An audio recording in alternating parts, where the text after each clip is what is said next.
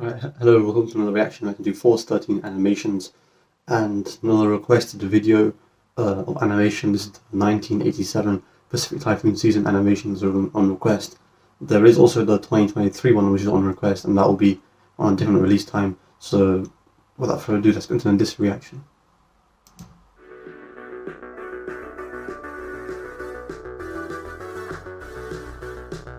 This is very 80s type of music. I can already hear it. Yeah, the Chip Micro State, we already got one L with the 1W's Orchid. The strange names there back then. In January as well, actually, I did not realise. Typhoon in January. Pretty low latitude, becoming a major typhoon near Yap. Probably had quite a bit of influence near Yap. It's interesting to see. I mean, obviously, this is quite, like, if it was to be a January typhoon, this is quite expected for climatology to see the typhoon track move at a very low latitude around 7-8 degrees and move. Now it's weakening, it's actually moving due south. This pattern is erratic, it's different. It's where you have basically there's no subtropical ridge, there's a lot of shear, and so the axis of the vertical alignment is actually prone to being disrupted, so the low level circulation drifts in the primary surface, 850 millibar base flow, or even lower than that. That pattern here is northeasterlies, which are blowing it down into the lower latitudes and towards the equator. You can see how it dissipates towards the equator, which is almost something the South Pacific actually does more often. But it keeps going. It's actually quite interesting. They cut it off so it doesn't really give the idea of how low the low level center potentially could have reached, but clearly it was moving due south to almost 3 degrees, 4 degrees north, very low latitudes there. And nothing happens from March, February. And now, mid-April now, Percy, another weak tropical cyclone. This is probably more classic, I guess, expected for a season, seeing this PAR activity and sort of weaker tropical systems. Of course, that was a lot of seen in January major. In Ruth, almost a typhoon, makes landfall close to the Guangdong region.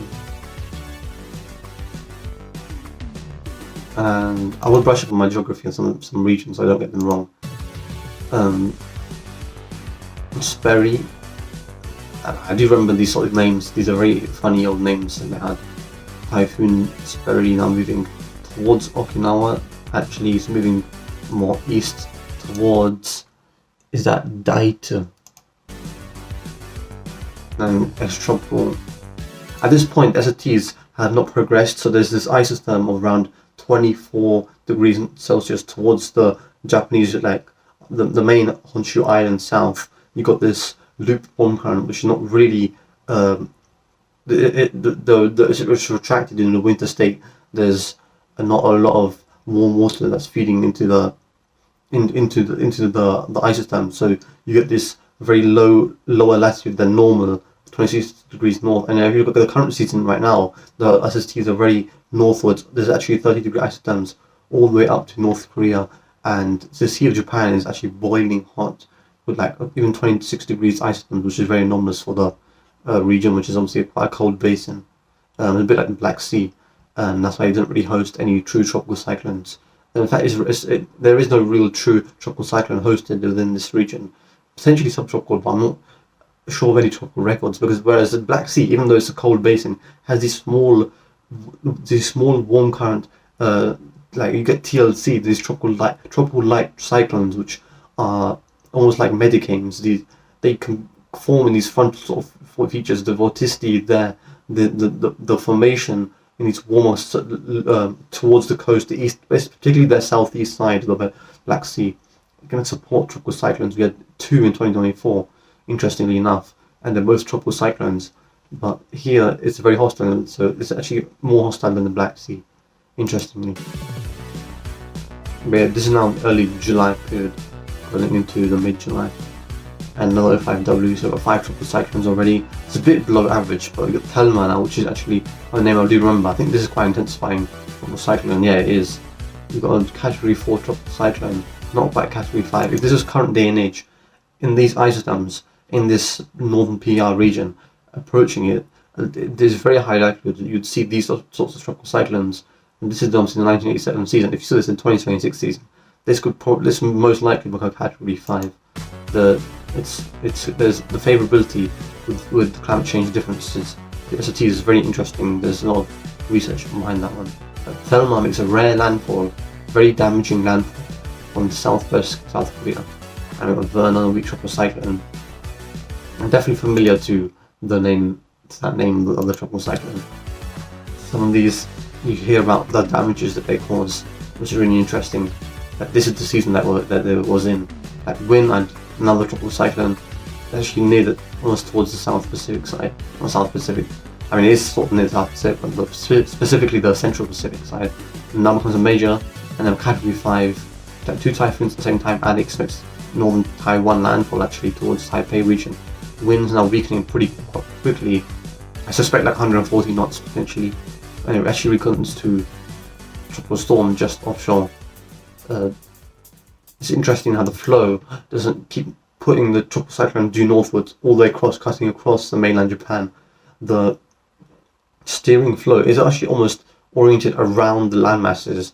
I mean, it is, but often in this situation, in this high latitude, you have a feature called the Mayu front, which is a semi-permanent feature, but you also got just the overall extratropical latitudes where these fronts they're moving west to east, and the vorticity along that baroclinicity, the baroclinic zone, is forcing these tropical cyclones to have the propensity not only to move polewards, but obviously to become attached to the fronts, be latched to them, and this sort of vorticity is then attracted polewards, but also eastwards. So you get to see a lot of recurving tropical cyclones. I also wonder if like the warm flow, that the current, the direction it flows in, does that affect the tropical cyclones potentially? I'm not quite sure about that, but these larger influences definitely do exist and direct it away from the landmass. And I reckon that some of the flow goes around the landmasses, because if you've seen the monsoon current in the Indian Ocean, the current is in an almost M shape. You get like the roaring 40s, uninterrupted Southern Ocean based flow that goes around the southern hemisphere, and also into the Indian Ocean. But this must be the same sort of features going parallel along the Japanese coastlines across Shikoku and obviously Kyushu and the southern part of Honshu.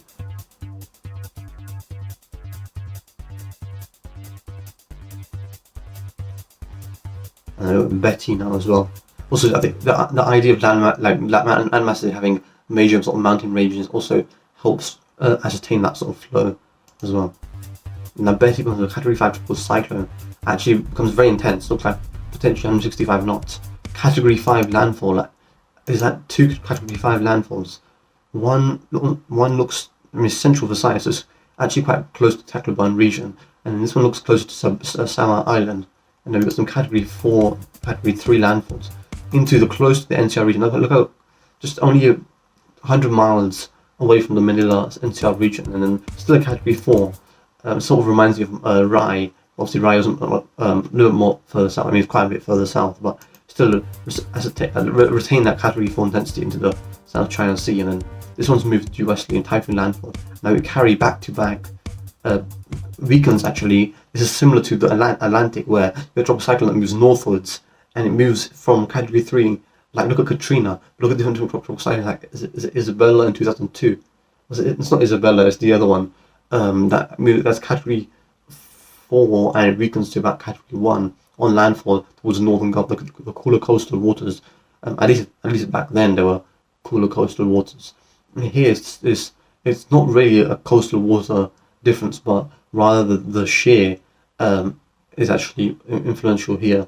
And you've got the mountain flow as well that can disrupt the center, but yeah, the shear definitely exists here. The coastal waters here go pretty dramatically deep, so if there is any sort of cooling, it could potentially be upwelling water from previous or even just other thunderstorm based activity. So that could be a cause. Like this season, if you look at like the average temperature maps and you see the massive cold blobs, there's definitely a lot of cold blobs that have existed within this season, so it can be an influence, but not as likely. And you got Typhoon Carry moving towards just into the Gulf of Tonkin, south of the Hanoi region, still northern Vietnam, and for twice now. It's quite interesting how Vietnam has endured back-to-back tropical cyclones in a lot of these seasons. Like we saw 2025 being a very repeat-based season with repeat tropical cyclone landfall, so we get an idea of this. Like last season was a very good example of it. Now Dinar, actually I think I remember Dinar from the 19. Like there's like a 1959. I think some of the older season names are being reused here. So Dinar is another one which has been reused. Category 5 landfall, not landfall, intensity, but it becomes quite significant in northern PAR region, and there's probably reconnaissance for all these missions, research based, and actually it's really interesting. Look at that. It actually, I mean, in this situation, these, particularly in the case when it goes between the Tsushima Island and the Fukuoka, which is on the Kyushu northern region, and then got Busan, obviously, in the South Korea southeast coast. The little strait between that, so near the Yellow Sea, into the Sea of Japan, the tropical cyclone recovers perfectly into it, which actually they do want typically once they move northerly latitude. And because obviously, like here, the tropical cyclones in the southern island of Japan, the southern regions move north and move easterly with the flow, the baroclinic zone. Here they move north and easterly again, but that perfectly threads between them. And you've probably got flow that's influenced between land masses as well, coming off China as well, and obviously you've got a permanent, semi-permanent Mei front as well. But the typhoon going into the Sea of Japan is really interesting anyways, because that's a very rare occurrence anyways. Not really any land masses to affect, but sometimes could ascertain hurricane strength extratropical cyclones which move towards Hokkaido and southern Russia. Actually, not often do you talk about Russia in like these sort of seasons, but they look 3 typhoons now. We've got Category 5 Holly, Gerald now in Category 4. Now we've got 2 Category 5s and a Category 4. This is probably one of the rarest things you'll ever see. 2 Category 5s and a Category 4. It's actually like the 2015 Asia Pacific, which I believe did have this 2 Category 5 and Category 4, or 3 Category 4s at least. But twin tropical cyclones here, Category 5. This is one of the few seasons that actually has it, Holly and Freda. And you also have the other one on the west, which was made an impactful landfall actually towards the Kwanzu region again. A very vulnerable region, but again, probably quite a catastrophic landfall, to be honest, because a very high intensity landfall. You got Ian, which is actually more of an Atlantic name that nowadays is considered. It used to be a Pacific name, obviously. And 135 knots looks like moved pretty formed. Actually, the AOI actually formed sort of west of the Guam region, so it's interesting. Over Peck, we got which is Peck, which is actually a Central Pacific name, major typhoon, which is interesting because not often do you see a tropical cyclone become major from the Central Pacific into the Western Pacific, becoming major. That's really interesting, and it's a lot of rare circumstances within this season. Now we have Kelly as well. This actually also should mention this is mid-October. Now we have Kelly, which is in it's almost like a recurve tropical cyclone. These recurve tropical cyclones that move north, but this one looks like to be moving due north. This is that instance where actually there is no forcing to move easterly. This suggests that the ridge, the SDR, that's the subtropical ridge that you have, a lot of, basically again, semi-permanent ridge that's displaced towards the east of Japan. It's dominating the flow. You've got probably more southerly based, like 850 millar, or at least 850 millibars to 200 millibars. So the low to mid upper atmosphere, that sort of mean flow is probably due southerly motions, and probably quite fast, because if you look at the tropical cyclone motion, it's moving quite fast, probably 25 miles per hour or higher now. Again, another typhoon into the Sea of Japan, barely towards Niigata, and then that's moving towards Hokkaido again. And then got Lin, similar to Win actually, another similar name, high intensity. The music's changed as well now, probably implies there's probably quite significant tropical cyclone. I mean, this is a major typhoon moving towards the strait, the Luzon Strait, and moving towards Batanes, but it's weakened pretty rapidly. It's almost like, reminds me of 2024 when you had Krathon become a Category 5 and weakened to a tropical storm towards Taiwan. The low level circulation moves inland.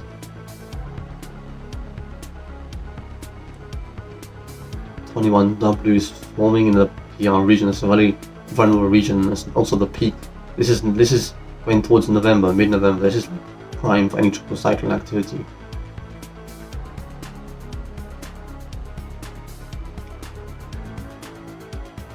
This is Mori.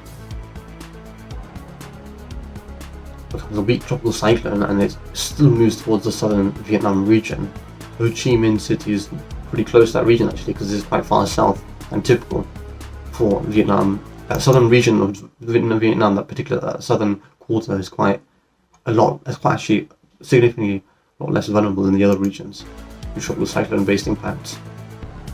But I guess it would be more meaningful. There's a Nina, of course. I completely forgot about Nina, 1987.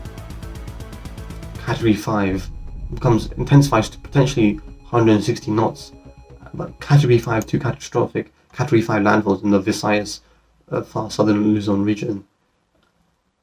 Again, near Catanduanes is near Samar Island, but the far southern Luzon regions.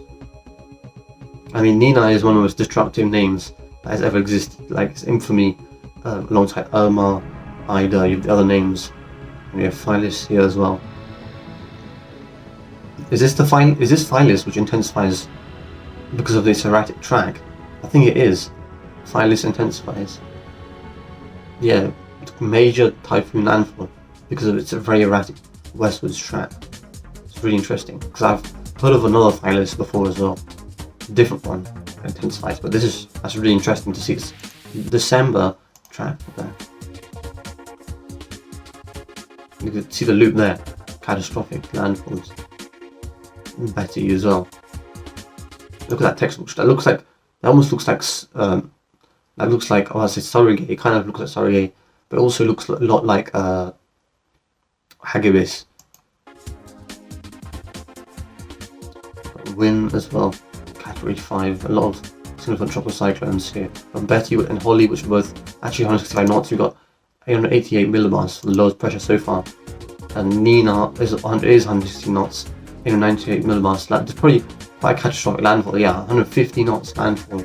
Some of the more intense landfalls in recent times. And of course, this year we've had a sort of catastrophic landfall as well.